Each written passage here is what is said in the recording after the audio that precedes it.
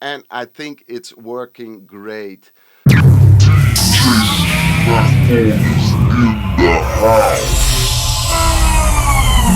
Hi everybody and welcome back to a new vlog. Today I'm gonna talk about a kind of side chaining, or when two frequencies clashing, and a good example of that is the bass and the kick. So I made a small project here with only a bass and a kick. It's only to see you what you can do about it, and how you can notice or visualize that there is a problem.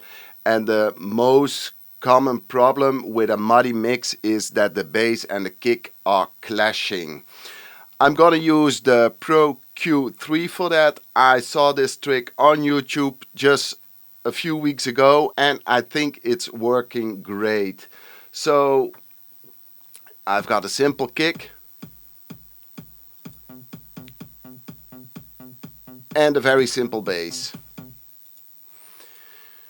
And then you think, I don't think they are clashing. Yes, they are clashing a little bit. Let me show you. I put on each of those two channels the FabFilter Pro Q. This is the kick, and I show you the bass quickly. And this is the bass one. And what I did, I go down here to pre, post, kick. I'm now in the bass EQ. You can do it also in the kick EQ, it stays the same. If you got more Pro Qs selected in your project, you see here more names. So I only got now two, and when I go to the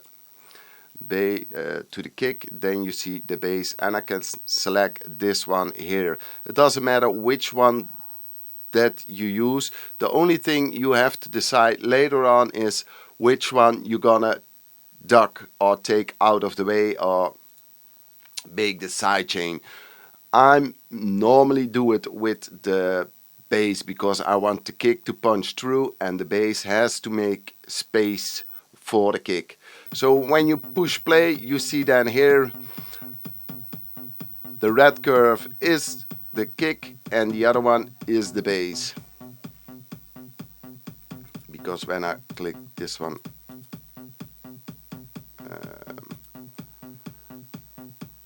okay, and you see down here there's a frequency clash, and more down here. What I normally do is I make a curve around 30, and now you have to decide, do you want to duck this one out or this one? I'm going for this one because I think this one is a little bit muddier.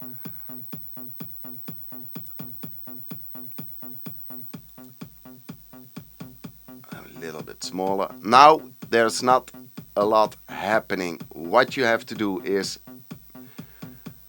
make the EQ dynamic. That's happening now, but the thing, what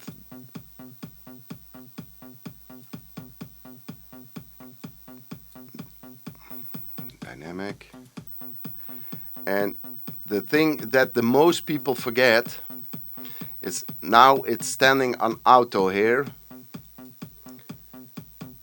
You have to push auto and then click on this one, and now you can select here the kick.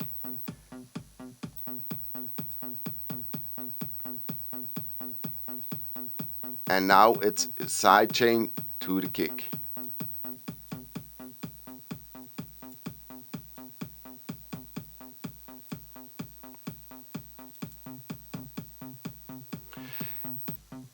I let you hear the extreme setting because then you hear the difference.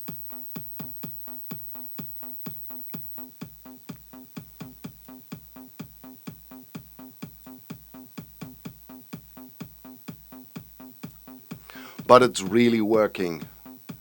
And it's cleaning up your mix.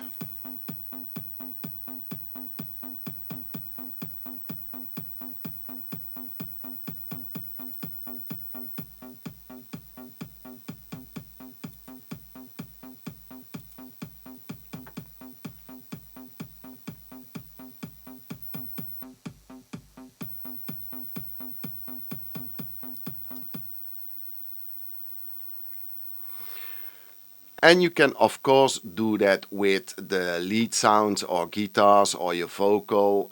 You can do that with different instruments in your track. You only have to select on top here which track you want to sidechain and which track you want to duck.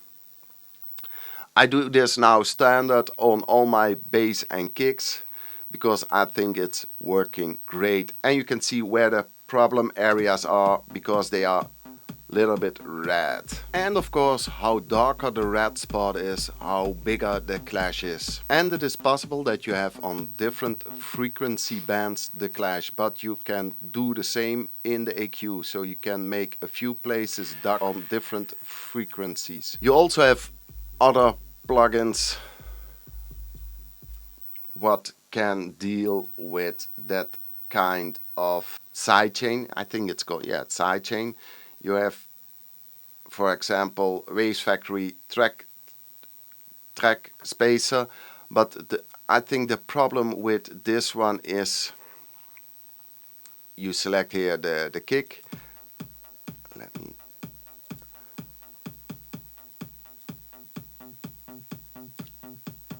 but you have a bigger area and you don't can select as precise as the Pro Q, because I can select here just a small part or make it bigger or smaller. So for me, I used to do it with the track spacer, but for me now my go-to is the Pro Q3, because it's more precise than the track spacer and it gives you exactly the region where the problems are. So that's how I do now sidechaining with FabFilter Pro Q3 and take out the problem areas. If you like the video, subscribe to the channel, give a thumbs up, and I hope to see you tomorrow. Enjoy!